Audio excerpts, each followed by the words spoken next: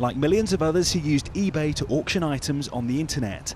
But unlike them, by also bidding for his own property, he's ended up in court, in the first case of its kind. On the online auction house that adheres to strict rules, Barrett thought he could bend them. Listing dozens of his own items, from cars to a cash register, it seemed innocent enough. But when a buyer complained to Trading Standards about a minibus he'd bought from Barrett, they discovered something even more serious.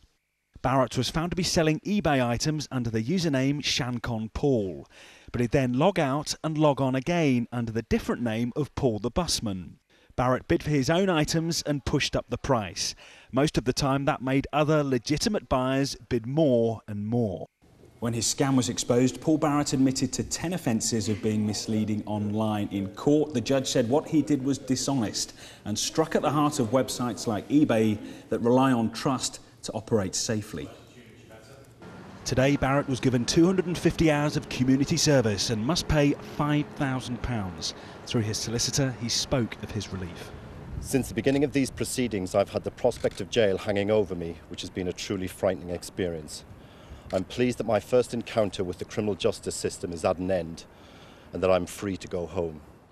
Mr. Barrett, are you still going to use eBay after this? But he refused to say if he'll be back online. Is that your last time on there?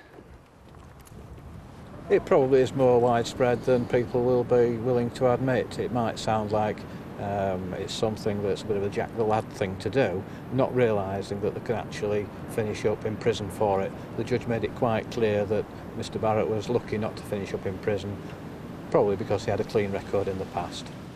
eBay says it's extremely pleased with Barrett's punishment, and after a deception in which it's thought he made thousands, he'll now be paying thousands back. Julian Drucker, Sky News.